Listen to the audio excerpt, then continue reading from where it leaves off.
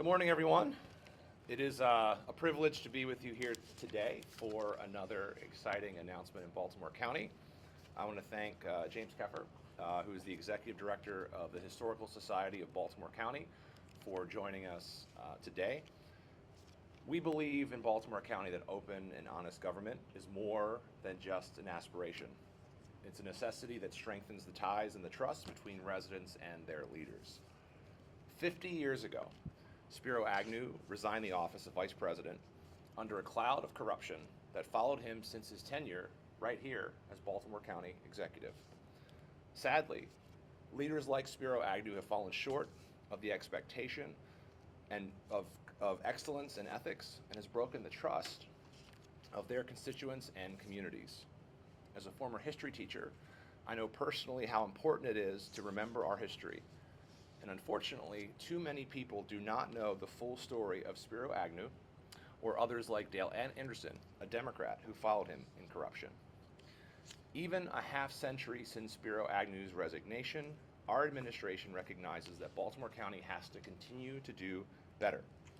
And while we are proud of the many actions we've taken to strengthen our ethical standards and to restore the public trust, we will continue to seek ways to make our county even more open, accessible, transparent, and yes, ethical.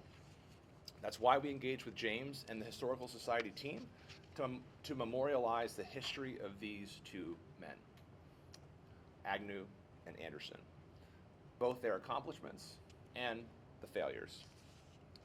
This administration's first piece of legislation introduced a major ethics reform that are already making a difference in Baltimore County. These efforts include creating a fair election fund system that will enable public financing for candidates in Baltimore County starting in 2026, prohibiting former officials from lobbying county government for a period of 1 year after their employment in Baltimore County, making all lobbyist registrations available to the public online, as well as creating a more narrow definition of a lobbyist to ensure that the same standards apply to everyone, and creating an Office of Ethics and Accountability to audit, inspect, evaluate, and investigate government operations, an office that has since been converted into the current Office of the Inspector General. It's an office that we were proud to create, and an office we're proud to have grown in every budget since. With a desire to sustain the work of the Inspector General Office long after my tenure as County Executive, we established a Blue Ribbon Commission on Ethics and Accountability in 2021. We were happy to receive their recommendations early this year regarding how Baltimore County can further strengthen our election laws, further strengthen our existing ethics laws. I'm proud to say we have already taken major steps to fulfill these recommendations by providing additional legal and analytic resources to the Office of the Inspector General, as well as creating a new and separate director for the county's Ethics Commission. Today, we are also announcing our transformative work to fulfill these recommendations. This starts with an amendment to enshrine the Office of the Inspector General in Baltimore County's charter and to allow the voters to ensure the future of this office.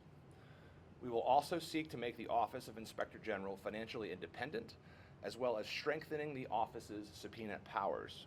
This will not only eliminate long waiting times, but it will also ensure the office is able to track and produce records more efficiently than ever before. We will finally clarify that human resource practices will be extended to both the Inspector General and their staff, further cementing ethical procedures for all future administrations. Finally, we'll be issuing an executive order requiring employees to cooperate with investigations of the Inspector General. Collectively, these are transformative policies that will make us even more accountable and ethical than ever before. We know that we can and we must continue to do more.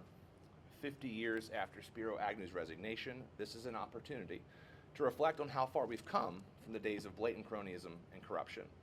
And it's an opportunity to reinforce the foundations of a more equitable and open Baltimore County government for generations to come.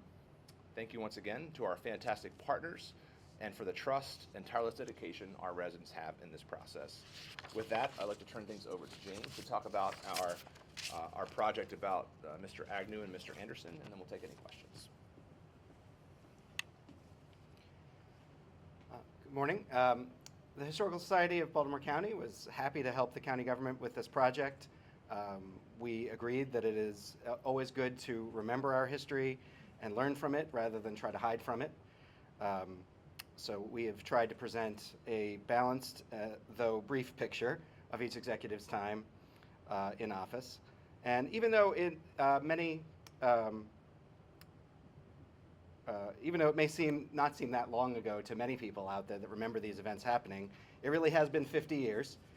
And it's important for us, for the younger and future generations, to acknowledge these stories and be able to start conversations about history and politics and keep them engaged in those going forward. To do the research on these projects, we primarily used our library and research materials that we have at the Historical Society, which are also available to the public. As a third-generation county resident myself, this all felt very personal project to me as well. So, we're at the Historical Society. We are also we offer talks and have exhibits, and as I mentioned, we have research services available, as well as we publish a quarterly history journal, as well as some books. So all of these are things that are available to county residents. And our newest project that we're proud of is we have formed the Baltimore County Heritage Network that is currently 20 history-related organizations around the county kind of coming together to have a joint kind of e-newsletter to let people know and about what we've all got going on and not be competing with each other. These are all very small organizations with very small budgets, and so we've kind of found that we can do this and work together. We can do professional development together, and it's been a great thing for us, and we're still hoping to grow that network further.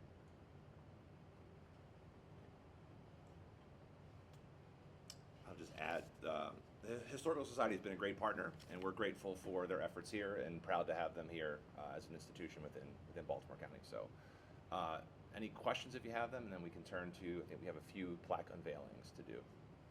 Pam. Question. Sure.